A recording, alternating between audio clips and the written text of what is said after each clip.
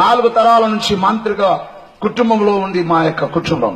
మా నాయన మాంత్రికుడు, వాళ్ళ నాయన మాంత్రికుడు. 4 తరాల నుంచి మాంత్రిక విధానంలో ఉంటే పెద్ద కొడుకులు అందరూ మంత్రాలు నేర్చుకున్నారు. మా ఇంటికి నేను పెద్ద కొడుకును. మా నాయనతో అన్నాను, నానా మీ నాయన నీకు మంత్రాలు నేర్పింది కాబట్టి నువ్వు కూడా నాకు మంత్రాలు నేర్పంటే, పెద్దోడా ఇది నాతోనే పోవాలరా, వచ్చేది మీ కాలం అంతా చాలా తెలియగలిగిన వాళ్ళు, రోజు తెలుసుకుంటావురా నీకు నేర్పితే అన్నాడు. కాబట్టి మా నాయన నాకు నేర్పలే. అయితే మా ఇంట్లో లేని దేవుళ్ళు దేవతలు అనేవారు ఎవరూ లేకుండా పోలేదు. ఒక యేసు ప్రభు తప్ప. యేసు ప్రభు మాత్రం లేడు, చాలా మంది ఉన్నారు.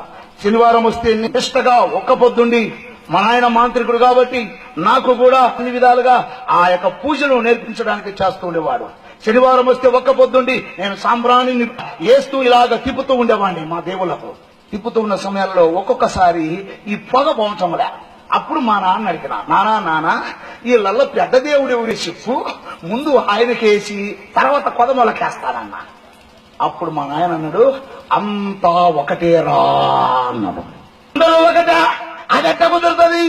అందరూ ఒకటి కాదు, ఏదో పెద్ద దేవుడు ఉన్నాడు, వాళ్ళు ఎవరో చెప్పు అంటే, రేయ్ అందరూ ఒకటేరా అన్నాడు. అట్టయితే బస్ స్టాండ్ లో అన్ని ఎర్ర బస్సులే ఉన్నాయి. అప్పుడు ఆర్టీసీ బస్సులు అన్ని ఎర్రగున్నాయి. కాబట్టి మన ఊరు రావాలంటే ఏ బస్ ఎక్కి కూర్చున్నా వస్తామా అన్న. అట్టయితే రా అన్నాడు. మరి ఇట్టయితుంది అన్న. నేను ఆ ఎవరని తెలుసుకోవడానికి నేను విధాల ప్రయత్నాలు చేశా. అన్ని చదవడం మొదలుపెట్టా, అన్ని గ్రంథాలు చదవడం మొదలుపెట్టా. నాకు తెలియని గ్రంథాలలో నుంచి అర్థాలు చెప్పించుకోవడానికి ఒక డబ్బులు ఇచ్చి అర్థాలు చెప్పించుకోవడం మొదలుపెట్టా.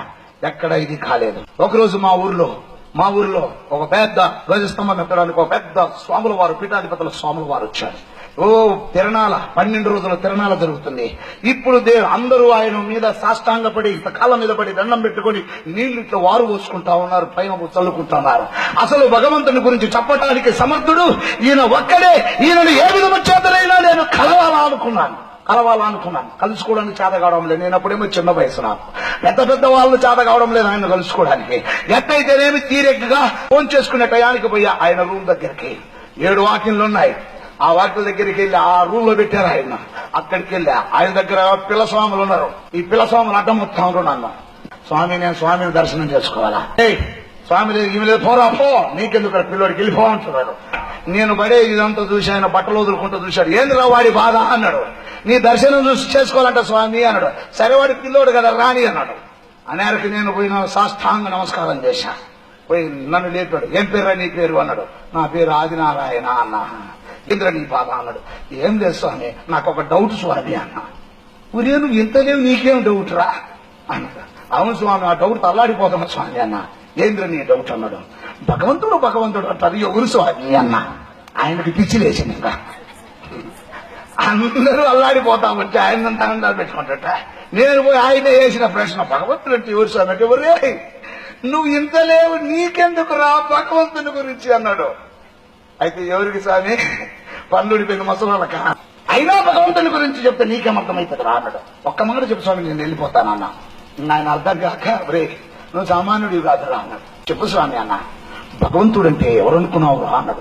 భగవంతుడనగా గురుదేవ పరబ్రహ్మ నిర్మలా శాంతం సాధువో మృదు భాషణం కామక్రోధ నిర్ముక్తం అన్నాడు.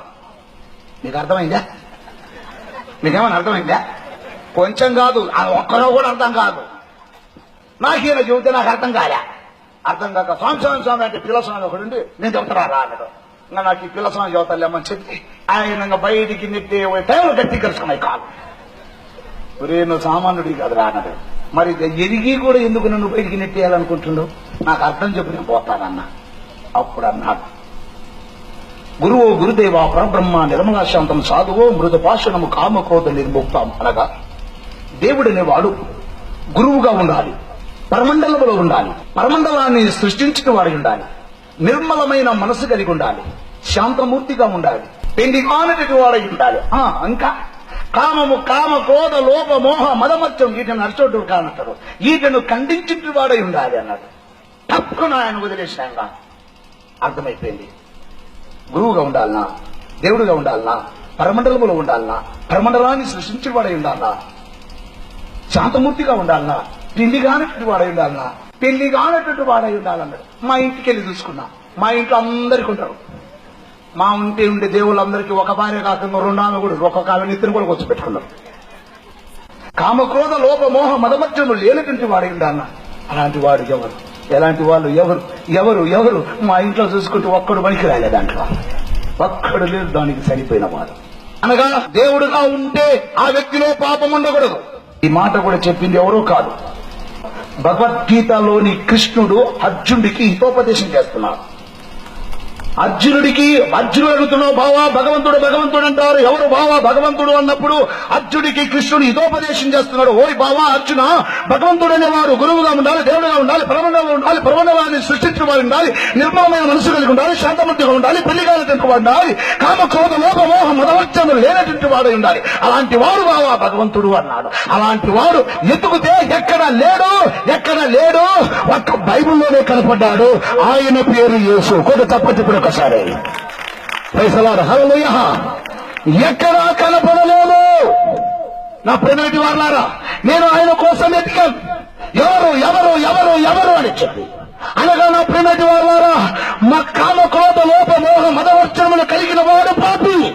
ఏ దేవుడైనా దేవతలైనా పెళ్లిళ్ళు తలంటాలు చేసుకుని ఆయన కామక్రోధ లోప మోహ మదవర్చాలు కలిగి ఉంటే అతను పాపి. హల్లెలూయా.